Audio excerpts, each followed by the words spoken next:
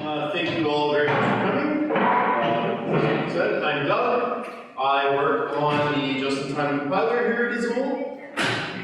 And this is sort of my attempt to explain to you what a JIT actually does by going through an actual concrete Java example and what it's telling you, what it's good at. Or, well, frankly, we don't actually really tell you what it's doing most of the time. And I think that's sort of a shame because you're our users. We should actually tell you what we're doing and why and how to take advantage of it and kind of hide the details from you. So I want you to actually see some of these details. Couple obligatory slides about Zool first. If you don't know what we do, we make a Java virtual machine. We make two of them.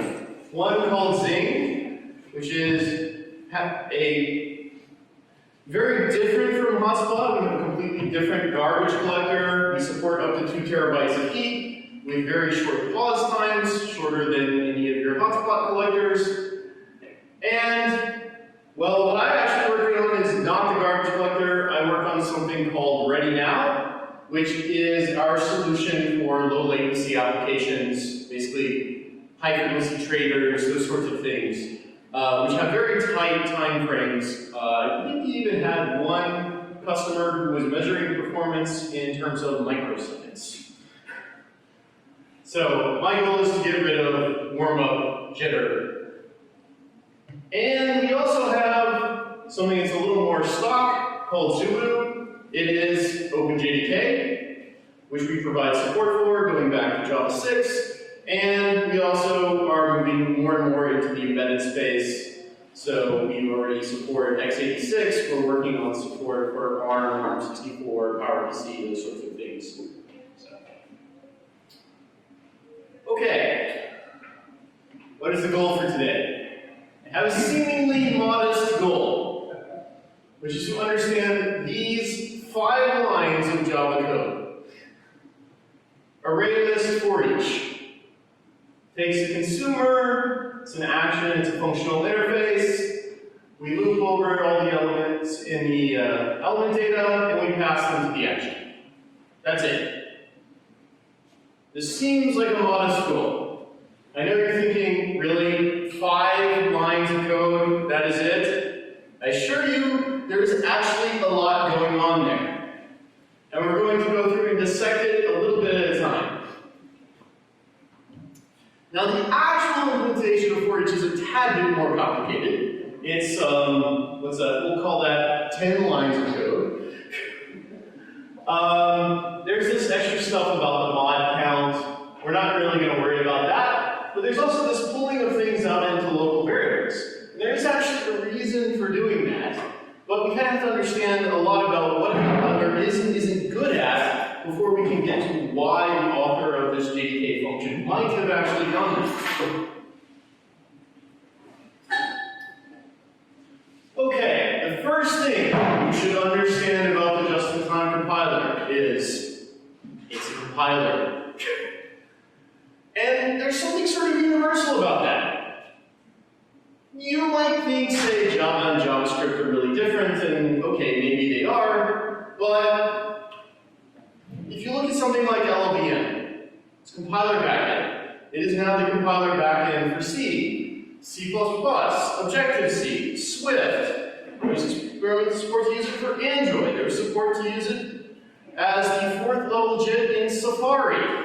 It's used by your graphics cards. It is used by Postgres for its execution engine for queries. You think these things are all radically different, and they are, but there's a lot of commonality there too. So there's a lot that's in common to a compiler. Once you understand what a compiler does, you'll understand a lot more about what all of these things do. But Hotspot is a bit special. Its compiler is, first off, it's profile guiding, which means it actually sits there and follows your application around and sees what it does, and it uses that to guide its optimizations. It doesn't have to make conservative guesses. It just says, well, this is what you actually do. I'm going to try to make that better. And because we're in this little contained world, it's allowed to be speculative. Your average compiler has to be conservative. It doesn't know what you're going to do exactly. It knows if you've done this in the past, but you could always change your behavior. Hotspot has to be prepared for that, but it can be some other component of the VM's job, not the JIT's job to deal with it. And that enables some interesting capabilities. So our actual agenda is going to be going through all these things. We're going to look at some static optimizations, the thing that any compiler does. We're going to look at some speculative optimizations. We're going to look at inter-procedural analysis, and the key to making speculative optimizations work, de-optimization. And most importantly, how they all fit together. Because no one optimization is itself a huge win. It's how they fit together. This optimization may enable another optimization, may enable another optimization. And collectively that will add up. But in isolation, they may do nothing on their own. So the real goal is to understand what you can rely on OpenJDK's JIT to actually do. There are certain things that it will do quite well, as long as you stay within certain bounds. There are certain things it just doesn't like. And if you avoid those, things will probably go fairly fast. You do those things, well, then it will go slowly.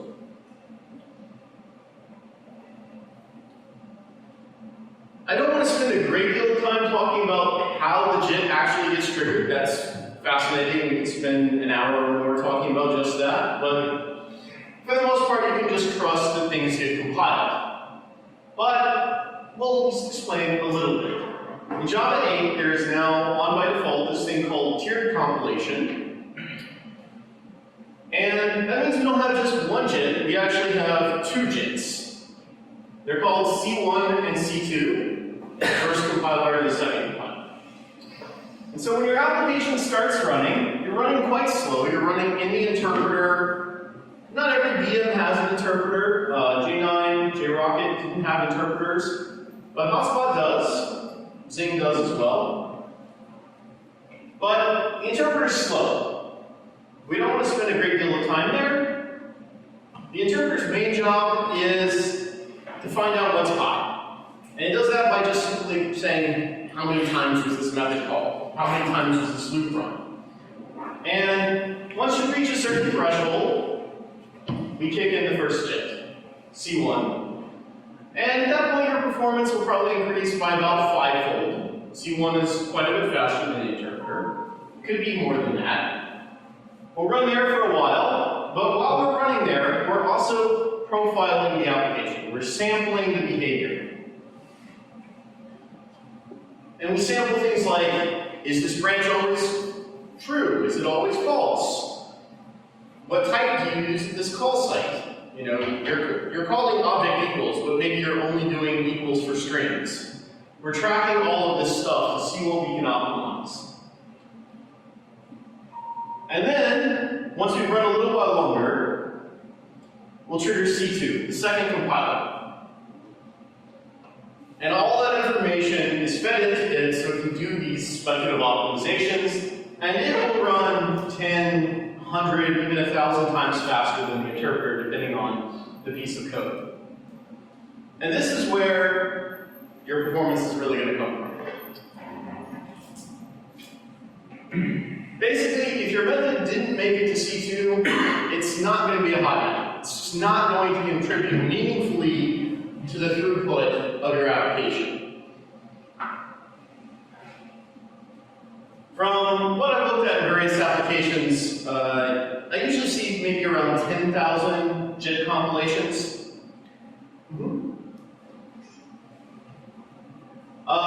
Two-thirds of those are probably C1.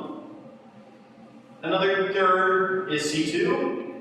But the actual performance of the application often comes down to something like 10 compilations.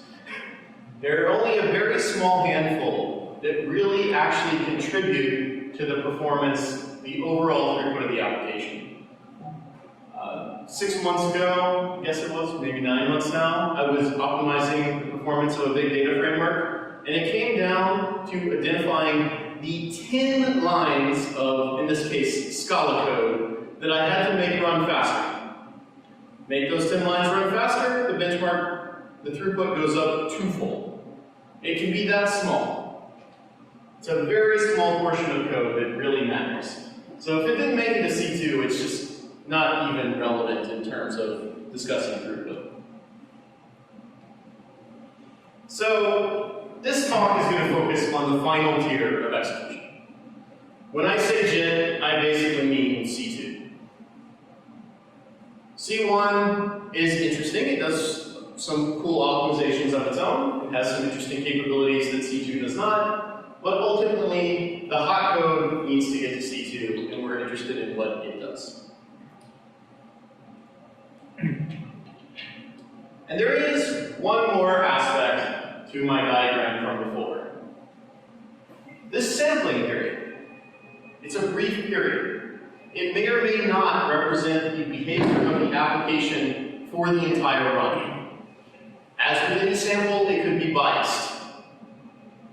If it turns out to not be representative, then we may have done some optimization that is not ideal. And the way we deal with that is we de-optimize and we go back to the interpreter, which means your performance suddenly falls dramatically. Typically, after that, there'll be a brief resampling period, and then after you've done this a few times, you should actually reach a stable period. Note the performance here is slightly better than here, because there were things here that we didn't account for and let us go faster. Once we account for them, we tend to have to go a little bit slower. And you can go through this cycle many times for the same method. That's not typical, but it absolutely can happen. All right, let's return to for each.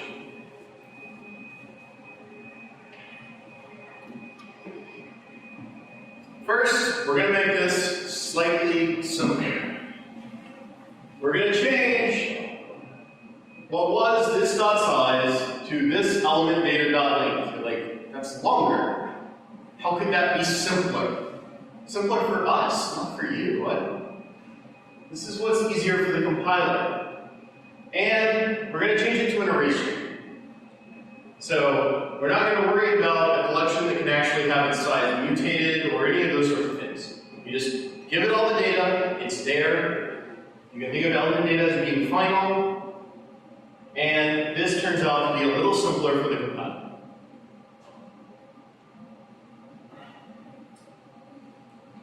Part of what makes reasoning about the performance of Java difficult is there's a lot of code that we have to optimize that you didn't write.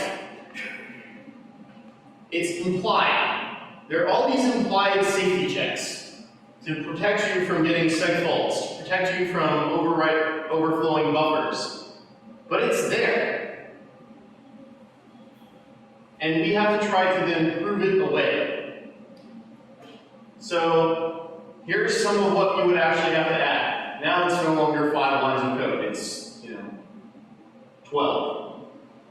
So what do we have to do? Well, before we could access this element data.link, well, we first have to know if this were null, well, that's probably not going to happen. We'd have to throw a null pointer exception. If this element data were null, we'd have to throw a new null pointer exception.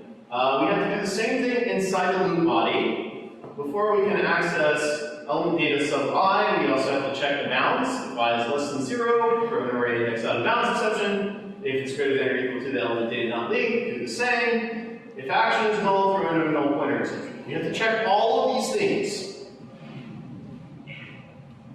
And if you screw up getting rid of those checks, your code will go slower. You didn't write that code. But it's actually very important to the performance of your code that they get eliminated.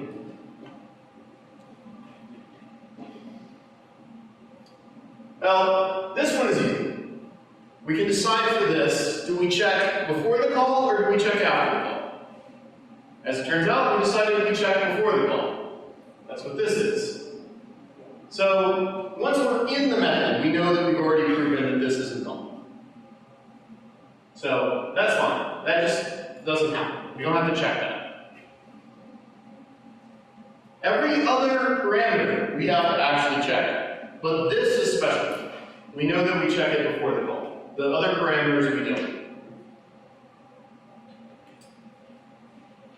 Okay.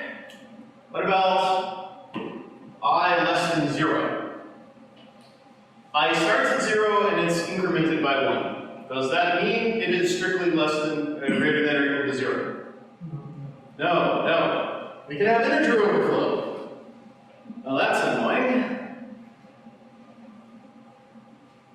So, that doesn't tell us that it's not, that could still be any integer. But, we do know it's less than this element data.length. Well, what is that? It could be any number, right?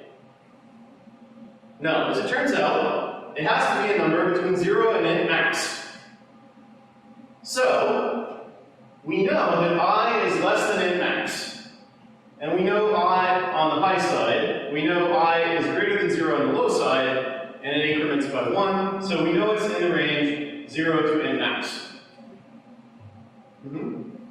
Set right at the end could flow by 1. Not in this case, but if you add by 2, you're right.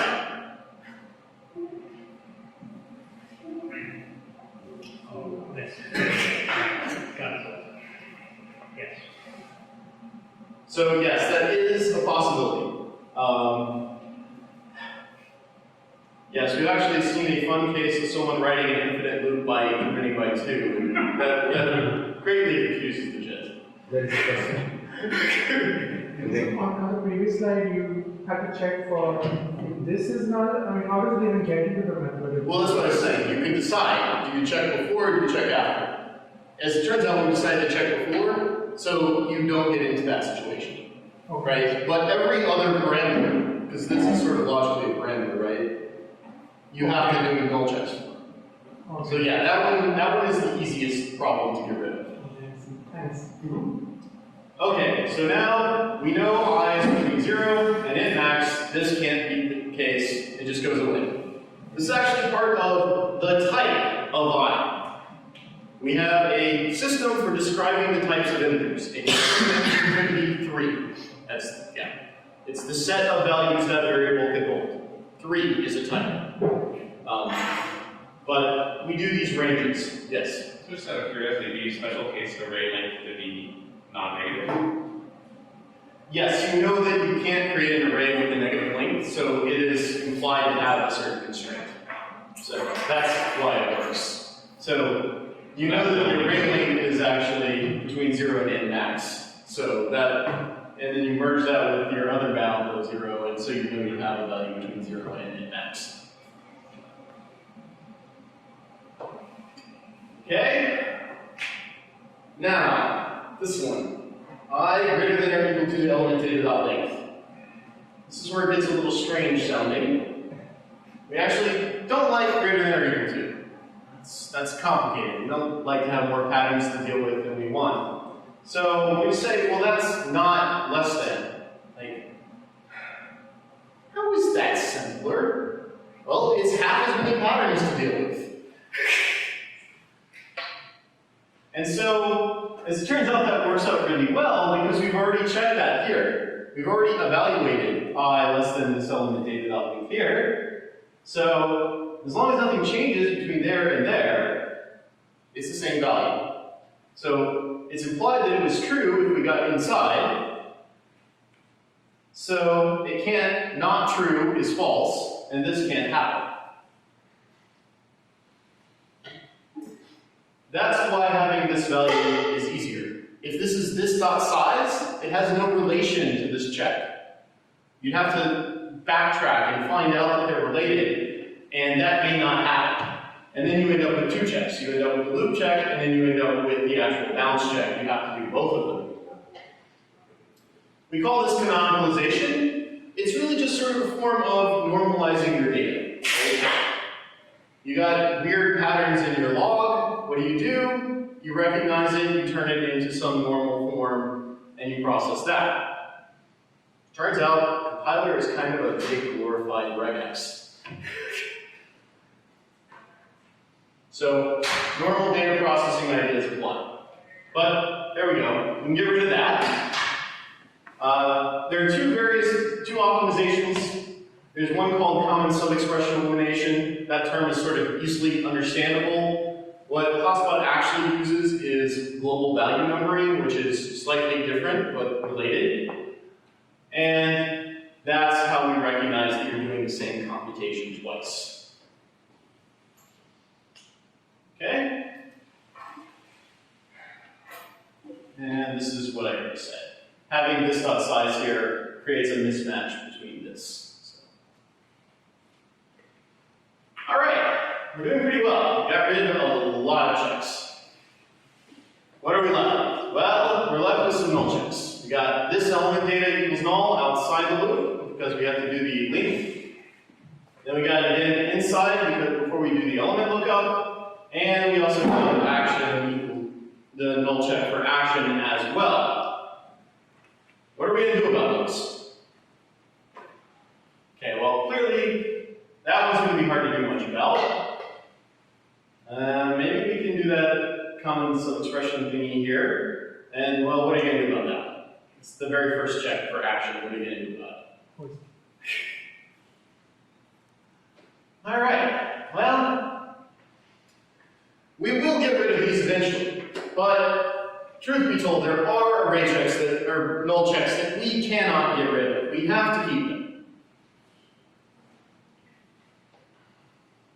So we have some clever tricks. We have this thing called implicit null check. You would think that what the JIT would produce is code like this. It would say, if this element data.length is null, throw a new null pointer exception, then do this element data.length. That is not, in fact, what it produces. It actually just says, this element data.length. And that's it. As in, this is the machine code it produces. Load RSI, offset 8, that's what it is. There you go. Now, suppose RSI is null. What happens in C if it's null? What happens in machine code if it's null? Say fault. Yeah, exactly. Your VM segfaults. That's actually what happens. Your VM just segfaults itself. But we are a managed environment. We can play all sorts of games. We can install a segfault handler. So what actually happens is we just deref it, you get a segv, and we've installed a signal handler, and the signal handler's job is to go, oops, I meant to throw a null pointer exception. This is what the VM does. Isn't this terribly slow? Yes, it absolutely is terribly slow. If nulls happen. But nulls don't actually happen that often. We've sampled lots and lots and lots of Java programs, Java programmers, and we decided that you're all competent. You do not produce null pointer exceptions all over the place. Maybe in a few special places, but not all over the place. And so we assume that your average call site, your average field lookup, etc., does not raise a null pointer exception. That is our default assumption. This actually isn't even based on profiling your application. Just assume optimistically that that's true. And then we track whether or not it's not true. And this works out really well, because it's a single instruction, it's not a branch.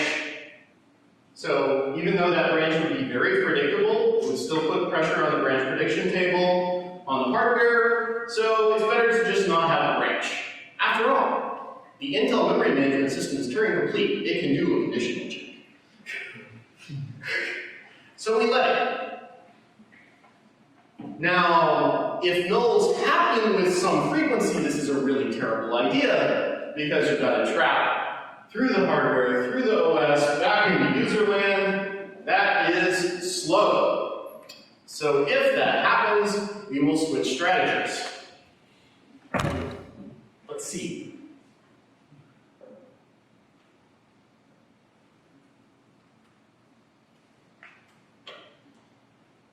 So here is a simple piece of code. I call a method, hot method, 20,000 times inside of the loop, passing it the string hello. I happen to know that 20,000 times is enough for this method to get jitted. Now, when the method gets jitted, it actually doesn't get jitted right away. It gets in-queued into a queue for the compiler to pick up whenever the compiler is free to do so. So I want to make sure it gets done. I'm just going to sleep for 5 seconds. I could also run the compiler in a foreground mode if I wanted to, but I decided to do it this way. But after 5 seconds, I'm pretty sure that hot method has been jitted. And then I decided to attempt fate. So far, it's only seen non-null. Let's start giving it nulls. And I wanted my program to be robust, so I catch null pointer exceptions.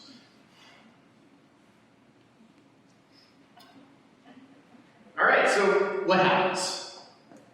Well, I'm going to run this with a flag called print compilation, which will actually show the JIT activity that is occurring. So this is the command line I'm using. I'm actually turning off tiered compilation because it makes it a little easier to read what's going on. Turning on print compilation and running this program. And this line here is showing us that null check hot method got compiled. Yes, if you're wondering what hot method is, that's it. It just calls hash code. The hash code call actually can be eliminated, but the null check can't. So this does still test the null checking. It's 6 bytes of byte code. It gets compiled here. And then I start attempting fate. 1 null, that's okay. We let 1 null slide. 1 null is fine. That's not enough to set us off. 2 nulls, that's pushing it. 3 nulls, no, that's the limit. 3 nulls is the limit. At that point, you're cut off. We say nulls are apparently something we have to deal with here, and we switch strategies. We actually will go put in the explicit test. And that's what you're seeing here. It's saying the hot method, the compilation I did before, compiled 2, as you can see there, was made not entrant. It's blocking out access to this compile because it's decided it's not good for what this program is doing now. There is a tunable threshold for the number of nulls. It is not tunable by you in a production build. But there is a tunable for that.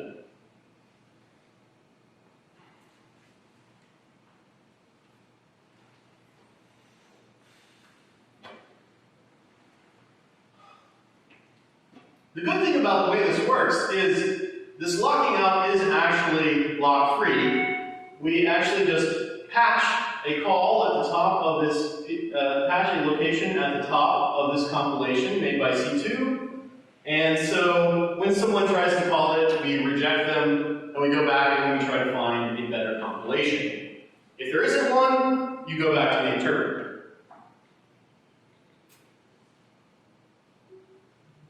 Now, the thing you have to keep in mind about this is the compiles are shared by every single thread. The fact that it's lock-free, it's nice, but this compilation, it's gone. Nobody gets to use it. If only one thread was behaving badly, too bad. Everybody suffers. Because we lock out everyone. There isn't a compile per thread. It's a compile for everyone. One bad thread will spoil it for everyone. And you'll go back to the interpreter for some amount of time. If I let it run longer, it would recompile with a different strategy. But all the new calling threads are going to go back to the interpreter and lose a lot of performance, at least for that. Now, I'm showing you that you can see this by seeing made non-entrant in the print compilation log. I would caution you about that, because if you're using tiered compilation, you're going to see a tier 3 compile, which is a C1, and then you're going to see that followed by a tier 4 compile, which is a C2. And when the tier 4 is created, it will lock out access to the tier 3, so the presence of main not entrant isn't necessarily an indicator of the optimization. It is likely an indicator. It is an indicator if it is a tier 4 compile, but not for necessarily for a tier 3 one. So you have to look at this carefully. Okay, that's nice. We've covered the case where nulls don't happen. We covered the case where nulls happen a little bit. We actually have something for the case where nulls happen a lot, believe it or not. If you have some programmer, not you, at your office, who doesn't know what they're doing and they produce null pointer exceptions like mad, the VM does actually have an optimization for that as well, but I am not going to demonstrate that to you today. So, what can we do about these null checks? It's nice that we have this strategy, but it would be better if we could just get rid of it. Okay, let's see. Could we assume that this element data is non-null from above? Well, sounds promising. But that's actually kind of hard. It requires knowing that a whole bunch of things don't change. It requires knowing that null doesn't change. Okay, that's easy, it's constant. It requires knowing that this doesn't change. Okay, that's easy, it's constant, at least within this method, or at least within this stack frame. This element data, that's a bit harder. It's on the heap. Anybody could change it.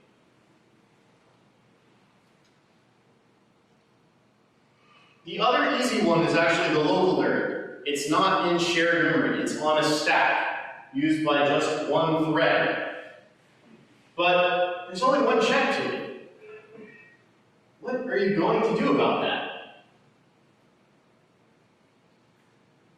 You're not actually legally allowed to just pull it up above, but we can do this.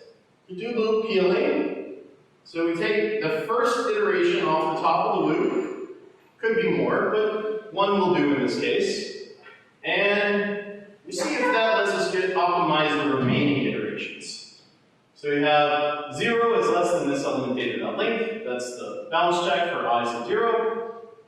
And then we say, we have to do the element data check, we have to do the action check once, and then we call action accept.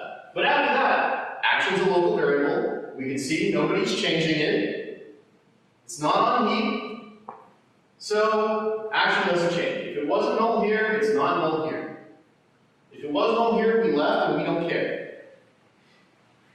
So now we can get rid of this check. We have to have one check of action. But we get rid of the remaining n minus 1. I know it seems wasteful, like we're writing more code, but this actually does make things faster. Okay. Now, this element data. Can it be changed by another thread? Yes. Does the compiler care? No, it does not. If you didn't tell me that there's some sort of synchronizing action, I'm allowed to pretend that there are only single thread semantics. Basically, get to assume that there is no other thread. If there is no other thread, well, the value of it can't possibly change. I either changed it or it didn't change. Those are the choices. There is no other thread. So the compiler just doesn't care.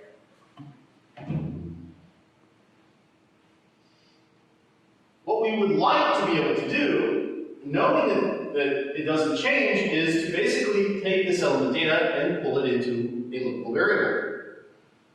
And then it's just like action. We could do the same thing for the link too, and now this would work. The compiler is allowed to do this under the right circumstances. This should actually terrify you if you were trying to write multi-threaded code. Because what it means is you have a loop like this, while not shared done. Shared done, as far as the compiler is concerned, is no different than this element data. It's the same thing. 2 loads of the same variable. I don't care. I don't know what you're using them for.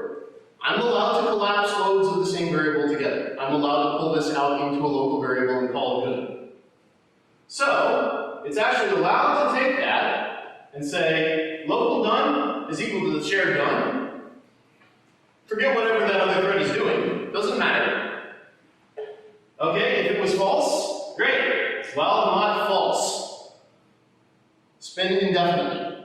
This is perfectly legal. C or C++, this is actually undefined behavior. The compiler is like free to burn down your house, kill your cat, whatever it wants. Here in Java, it is just allowed to spin forever. But it can do that. There are other things wrong with this example as well. But part of the solution is to make this volatile, and then it has to load it again and again. But can't quite do that for this example yet. The trouble is here. Action accept.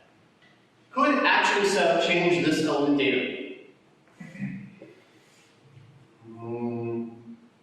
Well, probably. But wait, it was final. So, can final variables be changed? Yes. Reflection. Reflection lets me change final variables. And the compiler has to conservatively assume that you are an evil person who uses reflection to do things that you shouldn't do.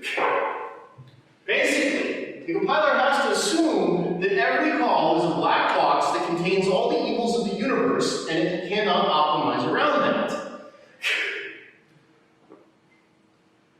This actually means that we cannot, say, assume that the character array inside of a string doesn't change, or the object reference inside of an atomic field updater doesn't change. Well, actually, no. We made the rules, so we said that we're allowed to do it for those, but not for the other ones. There's actually an annotation that was added to the JDK to specifically say the ones which the VM is allowed to trust, but you're not allowed to use it. But it is there. But every other field, regardless of finality, we have to assume can be changed, including element data. But if we could somehow prove that you weren't using the evil that is reflection, then maybe we could still make this work. But to do that, we have to open this box. We have to look inside and go, oh, you're not using reflection. Then we can prove that there are no side effects, no evil behaviors, and the way we do that is some sort of inter-procedural analysis, looking at our caller for each and callee, accept, and seeing if it's using something we don't like. In the hotspot, the form of inter-procedural analysis that we have is inlining. Inlining is conceptually quite simple. We have a method. Let's copy and paste it into the caller. I have a square called here. You can imagine what square looks like. Return x times x. So we copy and paste square, and we substitute our parameter 9, and we get 9 times 9. Excellent.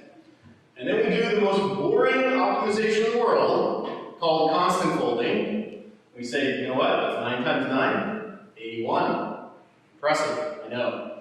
This is one of the, I think, 4 or 5 optimizations that Java C actually does. Now, a lot of the benefit of doing this is getting rid of the call overhead. For something as simple as x times x, the call overhead is non-negligible. But there is value in seeing what's inside.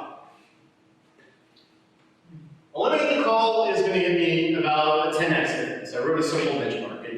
For looping over 100 elements, it's a difference of a couple hundred nanoseconds versus like 2,000 nanoseconds. So it's big. But even if I don't do the inline, if I can somehow pull that local variable out into, or that heap access out into a local variable, that would be 25%. It's still a pretty big difference. Just being able to get rid of those repeated loads is actually a pretty big difference. It turns out we are quite good at inlining. I have seen compilations that inline 150 methods. 150 methods into one single compilation. Now, you should not copy 150 methods into a single method inside of your code. If you do that, it will run slow. But the VM runs fast when it does this. Why would my code run slow? Well, because if you actually did that, you would create a method so large that you would be over the huge method limit of 8,000 bytes where we refuse to JIT your code. So you actually can't do that. You are better off letting it glue them together in a way that's appropriate. Write small, nicely factored methods, and it will copy and paste them, I promise you. So, what are the thresholds? Well, there are a lot of thresholds, but the only one that's really within your control is the bytecode size. There are 3 key cutoffs here. There's a max trivial size. It's 6 bytes. That's enough for a setter. It's also enough for a getter. That you will inline even if the call site is ice cold, like barely used at all, we'll still inline that. If a call site has been used at least 250 times out of the first 10,000 calls of the method, we will inline it if it is less than 35 bytes. That's not huge, but it's not tiny. But despite that being called the max inline size, that's actually not Hotspot's maximum. The maximum is what's called the frequent inline size. And it's called that because it's for frequent call sites. It's call sites that happen inside of a loop. Specifically, a loop that runs at least 20 iterations every time the containing method is called, on average. And at those call sites, we'll inline something up to 325 bytes. Note, there is a variable for this. It is not visible in a product build. You have to go dig through the source to find this, but the number is 20, I promise you.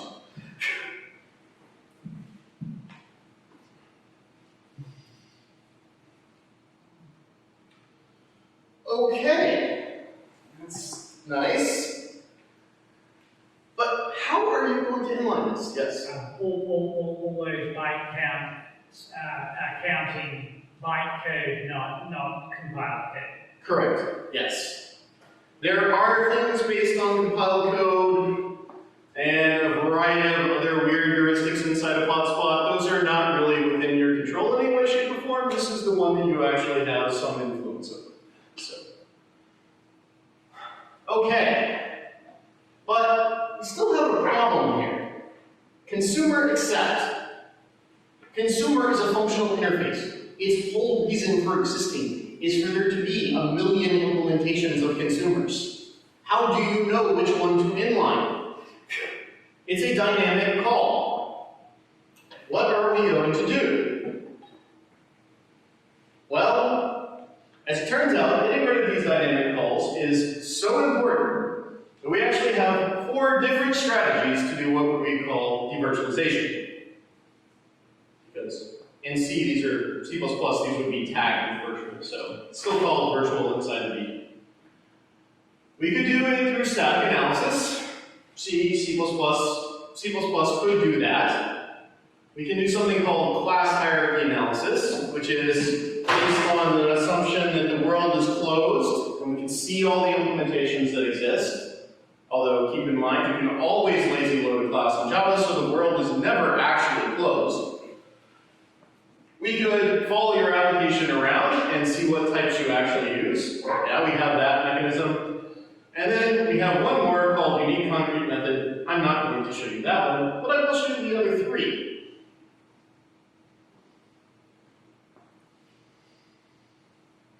Here's another example. I have a new square functional object, and I am assigning it to a func, and I'm passing func and its argument to this helper method. Again, 20,000 times inside a loop to get this JIT. Let's see what happens when we run this.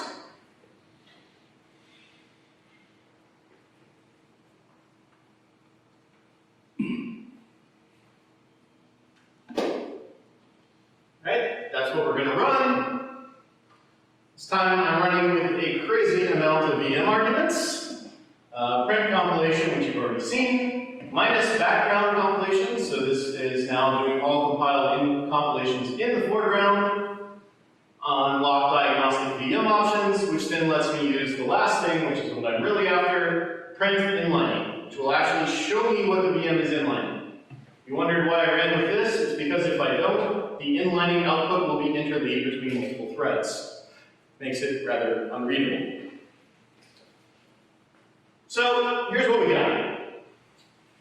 We compiled monomorphic apply, and we compiled main. Let's look at main first. We compiled actually a loop inside of main, as denoted by this bytecode index, and it inline our helper method apply, and that inline square apply. That is done based on static reasoning.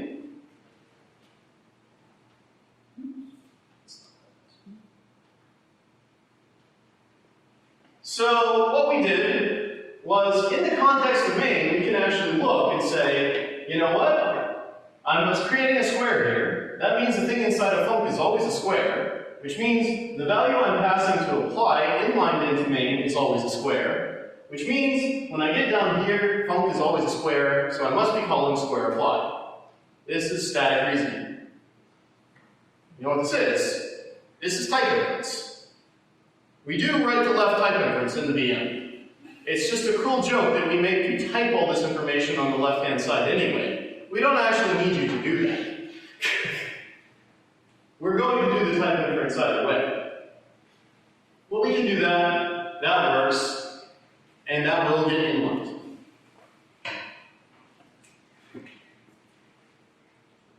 But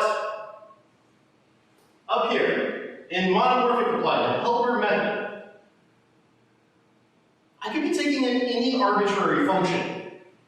How does it know that it's a square?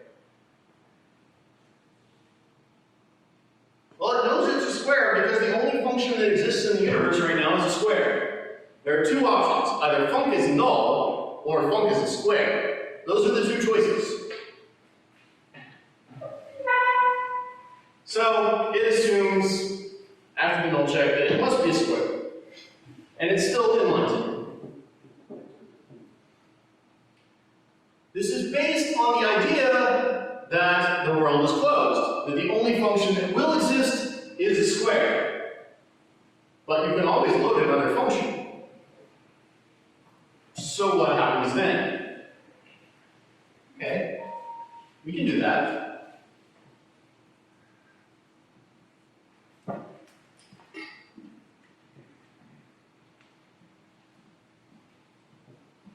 So here's a piece of code I'm going to run. I now have a bunch more apply functions. You can imagine they're scattered all over your application. Here they're in one place because it's convenient. They're all going to get JITted.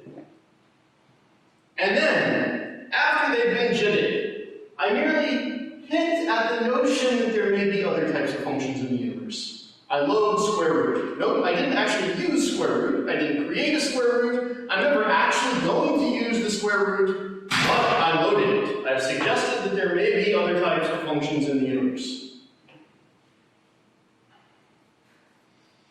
So they all get JITted. They all do actually inline square apply, even though I am not showing inlining here. And then,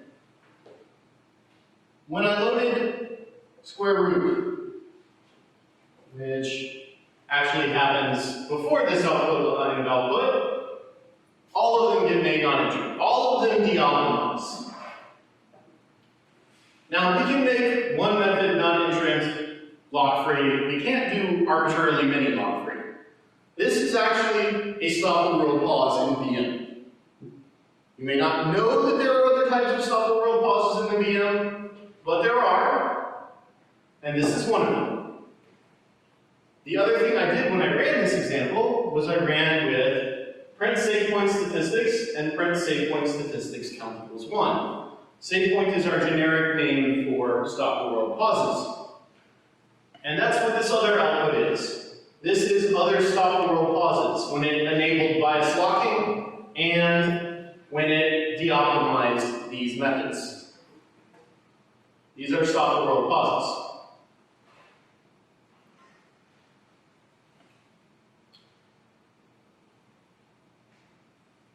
Now, the fact that that's a stop the world pause, I don't know, maybe it scares you. Probably shouldn't scare you that much. It's a small stop the world pause compared to garbage collection. Yes? So is it the act of loading any class, or have you actually looked at the signature of the class and It has to be within that hierarchy. So it's made an assumption based on the subtree of types of func, and if you load one inside of that subtree, then you get a problem.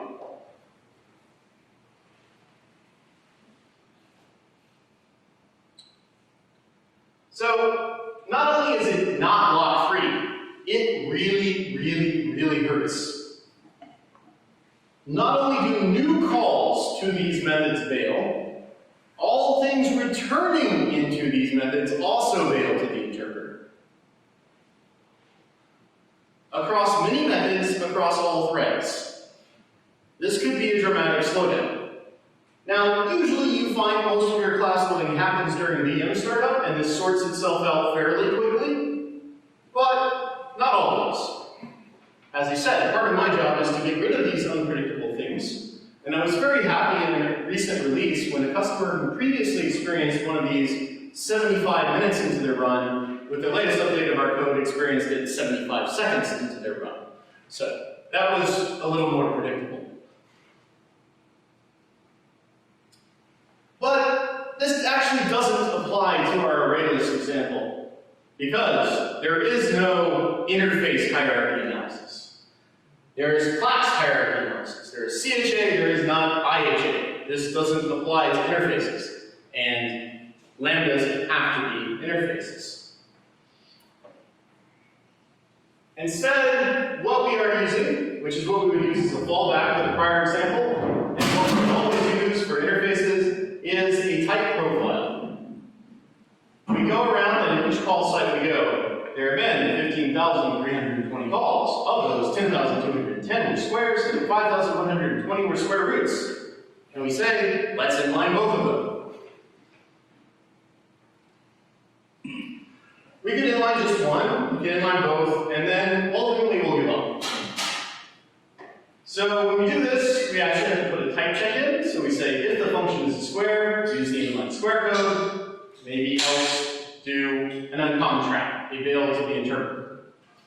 You do the same thing for square and square root with a different trap. And then finally, if those fail, we'll just do an actual virtual call. Are there any plans to do the interface hierarchy analysis, or was it deemed not a good fit? Or... Oh, that's fun.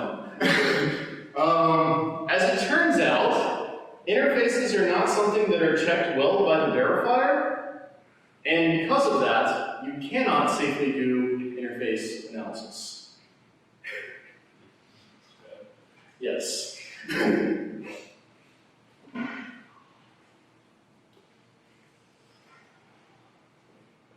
So, this is actually highly effective. The prior scheme only worked if there was only one type in the entire universe across the entire application. This is call site specific. So if this call site uses this one type and that call site uses that one type, that's fine. We'll inline that type there and that type, a different type there. That's fine. This actually works for 90 to 95% of call sites. We only do up to 2 types. But as it turns out, you write a bunch of dynamic code and then you don't use it. 90% of call sites use a single type, 95% use 2 or fewer types. Very few are what we would call megamorphic. using more than the maximum number of types we support. We support 3 types. But there is slightly more overhead than the previous scheme. The previous scheme actually didn't involve a type check, and because of that, it is about 3 to 5 nanoseconds faster per clock. It's not much, but it's there. But there's still this funny thing in my prior slide. Why this uncommon trap thing? Why go to the interpreter? Why not just put a virtual call there? Because virtual calls are evil black boxes where you could be using reflection. And that would hurt our optimizations. We would lose that 25% on our loop optimization. And perhaps even more. So that would be bad.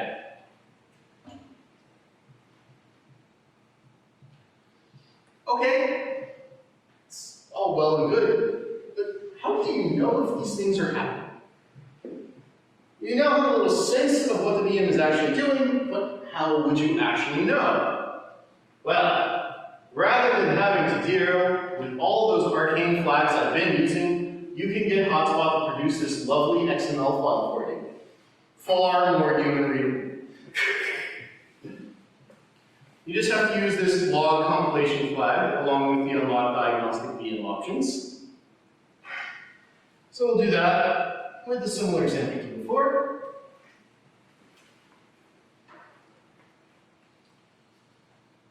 So running slightly modified example from before, doing the same de-optimization. Now it's driving through the actual type profiling.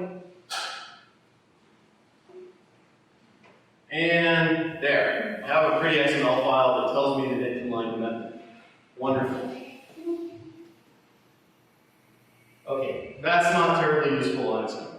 Most people do not want to try to find an XML file.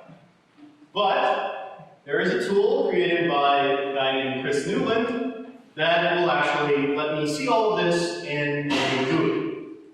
So I can take that log file that I just produced. I can open it, I can process it. No, I need to turn on some extra options for JIT Watch. Hold on a second. JIT Watch is very specific about the flags that you use, so it doesn't like thread compilation being on. That information is present in the XML, and it wants trace class loading, and I can actually get the assembly code as well. So we'll run this one more time. Produce another log. Yep, there's the assembly.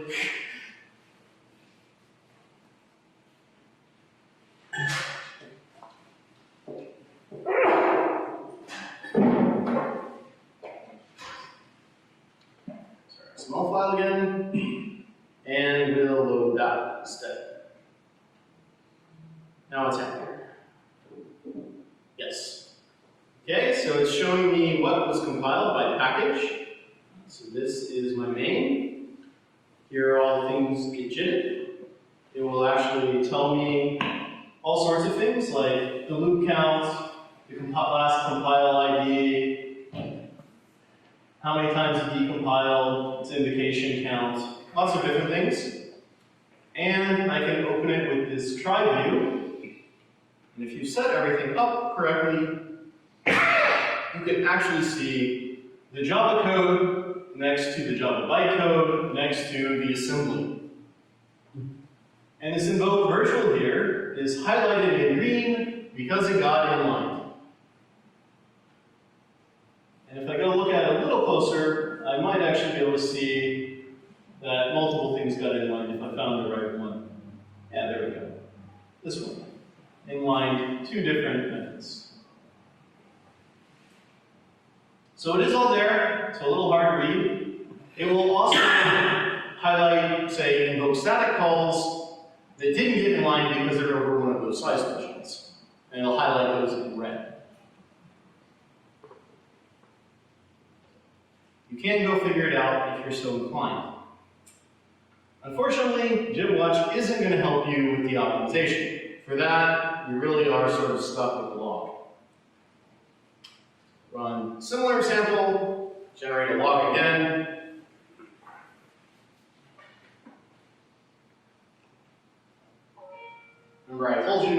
trust these, because they could be from tiered compilation. But you can see it all. You can see all these dependencies fail because of this particular rule being violated. And all of these got de-optimized. And then all of these compilations got made non-entrant. And you can see it installing uncommon traps, and you can see places where the traps failed. All this sort of stuff is there. Nobody's made a pretty viewer for it yet, but it is there if you want to try to figure out what is going on. Admittedly, most of you are not going to want to do that. If you just want to make things a little easier, and you want to find your big methods, well, JIT Watch does come with a tool called JARScan, where you can have it produce a report of methods over a given size. By default, it reports those over 325 bytes, the highest threshold. I configured it to the medium threshold of 35 bytes. And this is what I got for some tiny portion of the JDK itself.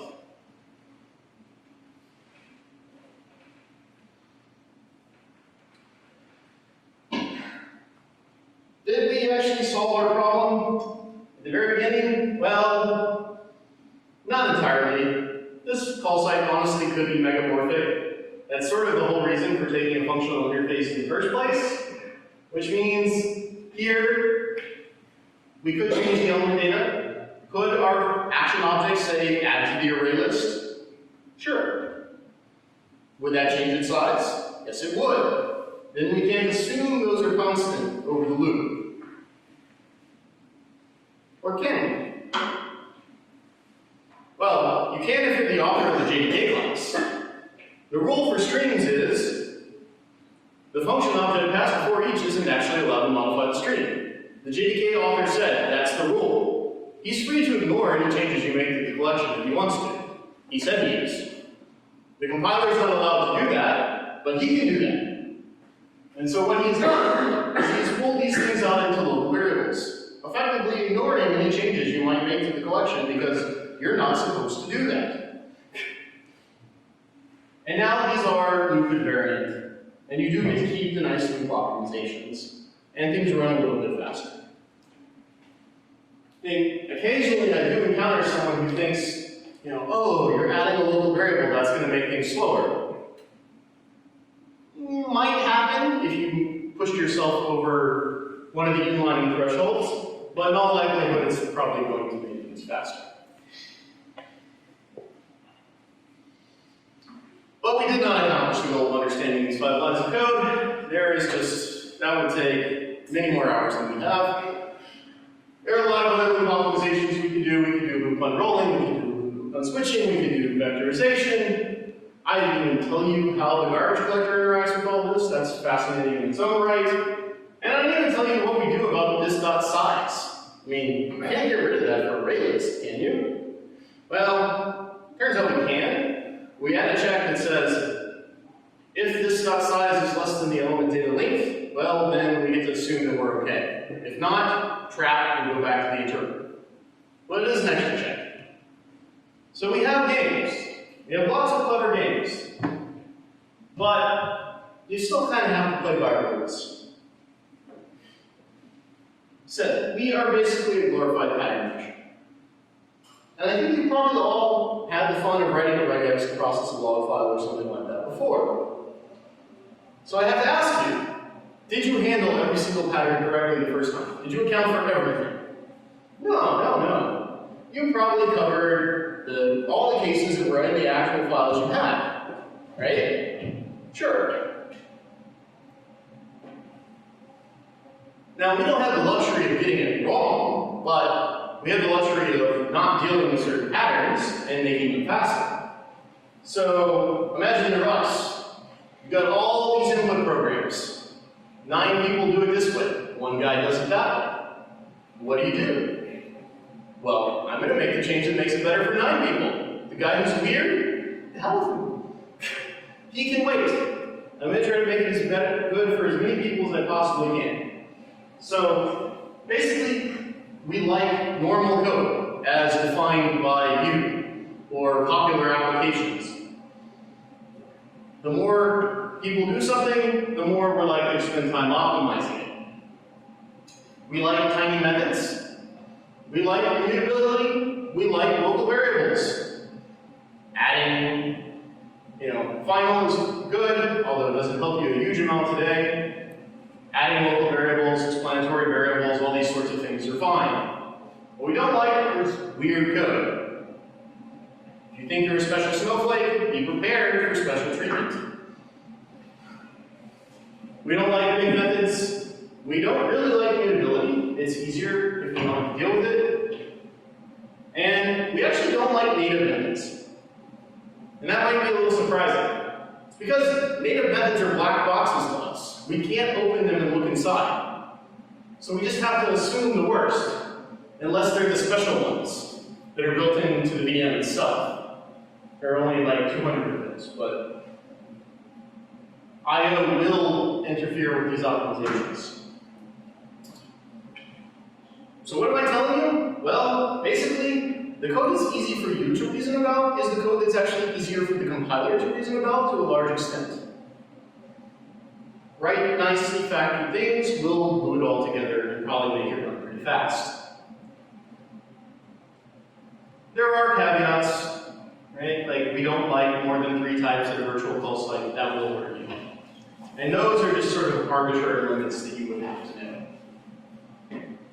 Alright, well, I hope that was interesting for you. Hope you got a little bit of a better picture of how all these things fit together. I will admit this is not easy information to come by. Your average compiler book starts with like 3 pages of a mathematical proof of what a valid optimization is. And I don't find that terribly interesting to read. And I don't think it's terribly helpful for you as programmers. And unfortunately, we're not very good about writing down what we're doing. But some of us are better than others. My colleague, Nitsan, has a very nice blog where he writes about all sorts of interesting performance corner cases. And then there's Alexei Shiplev, who I assume just doesn't actually sleep. I don't know. He works on the memory model, he works on performance, he creates a tool for every single thing he works on and then gives it away to us. It's kind of amazing. But basically, go read anything Alexei has ever written. And if you like this sort of thing, he did a very nice talk recently on all the troubles that go into compact strings in Java 9, which is sort of the same thing of like, we tried this optimization and that fell over because of this reason, and then we had to go solve that problem because of that reason. So it's sort of like this talk. And in one final bit of shameless self-promotion, I did actually do, believe it or not, a 6-hour video series on this topic and a lot of other things related to the JIT, which you can go buy at O'Reilly's website if you are so inclined. So, thank you all very much for coming. Please feel free.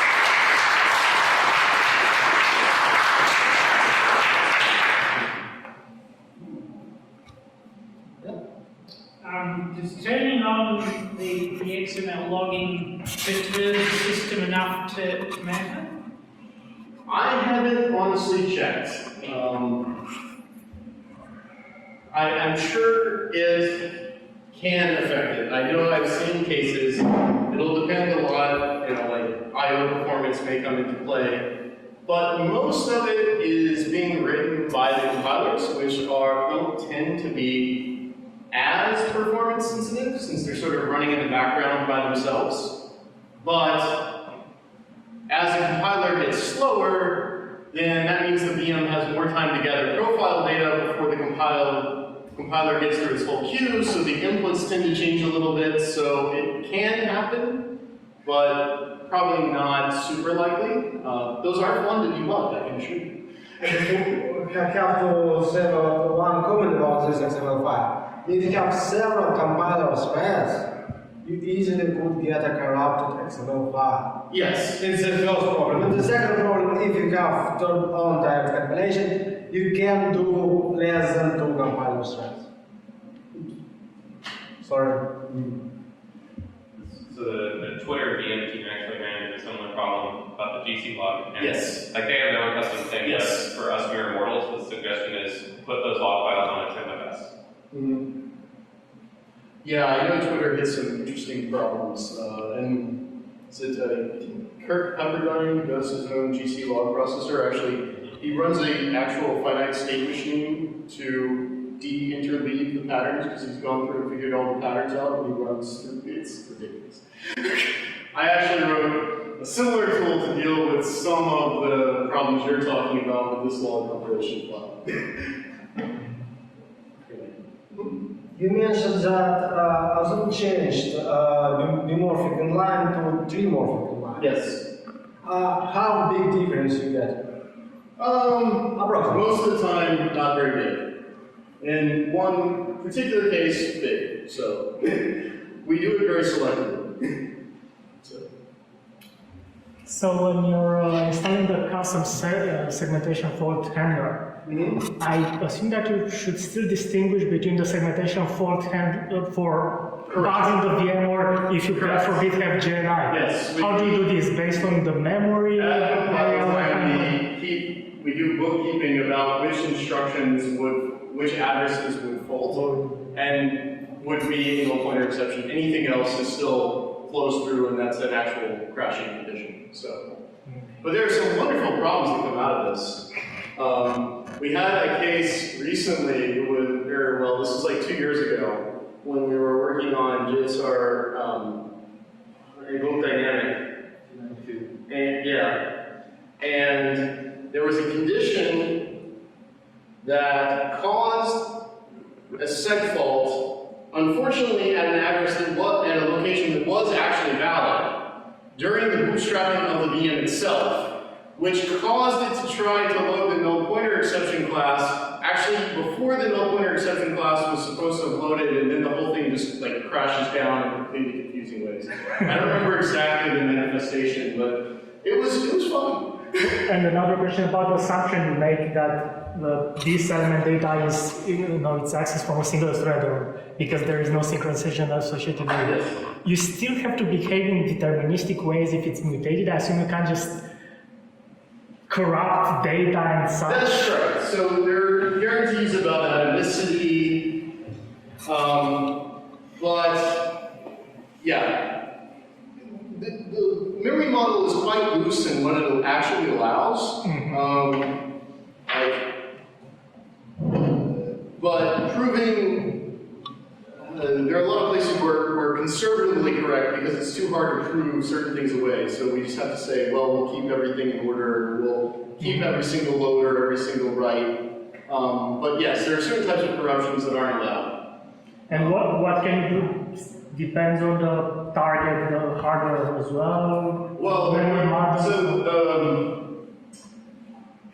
model is quite flexible in terms of accommodating a wide variety of hardware.